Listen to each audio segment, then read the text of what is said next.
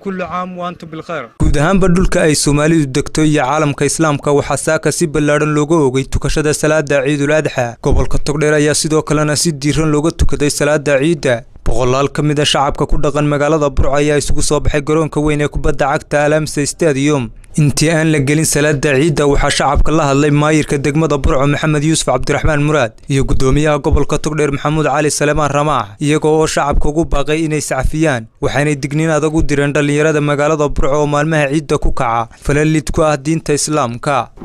ubadkii aad baa looga cabanayay dhalinyaradii Ilaahay subhanahu wa ta'ala hayna hagaajiyo ummadda marka khayr la maagan yahay waxa hagaaga generation-ka soo kacaya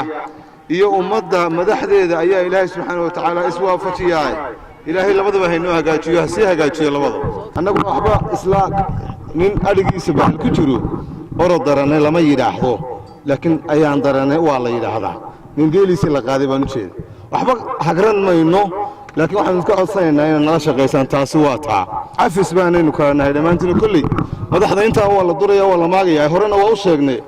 annaga waa naga afis dadkaan madaxda u nahay galowda waxaanu ku jirnay inaanu raafno ciyaalkan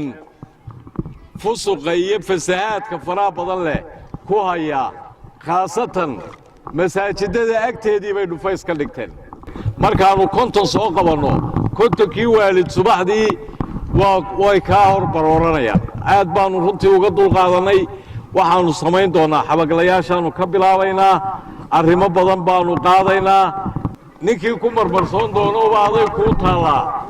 inaan jaamacadda la dhigan karin 7 iyo barhka fiidnimo wixii ka dambeeya waayo waxaan ogaanay jaamacadaha lagu marmarsoonaya inay ka mid yihiin waxyaabaha fusuqa ugu horeeya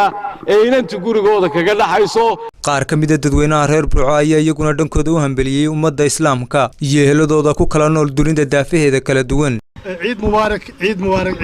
waxaan halkan fursadan ay siiyeen warbaahinta khaasatan Kasam TV iyo Som Cable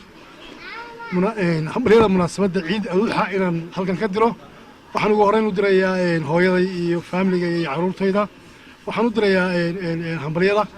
madaxweynaha Jamhuuriyadda Soomaaliland iyo marwadiisa madaxweynaha ku xigeenka isla markaana ku siman madaxweynaha imika iyo marwadiisa golayaasha qaranka ciidamada qaranka ee kala duwan marka maanta Al-Huda oo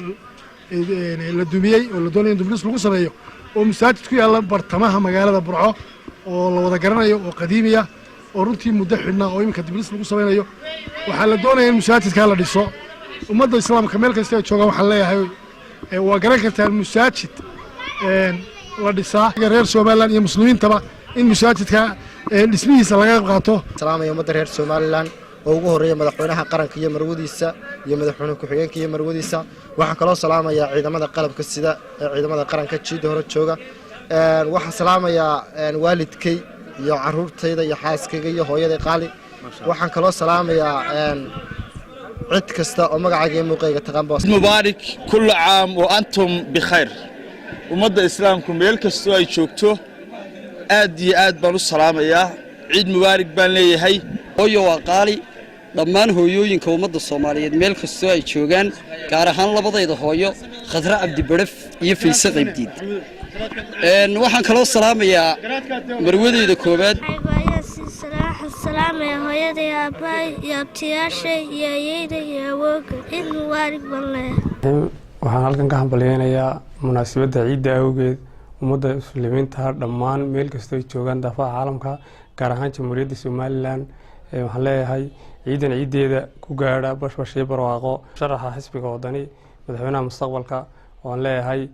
ilaahay ha ka aqbalo amaasha iyo maxaa dhahdaa waajibaadka xashka وعبد الرحمن روبلي عبد الله عبد الرحمن تريكه تلفزيون عالمي Kalson magaalada Burco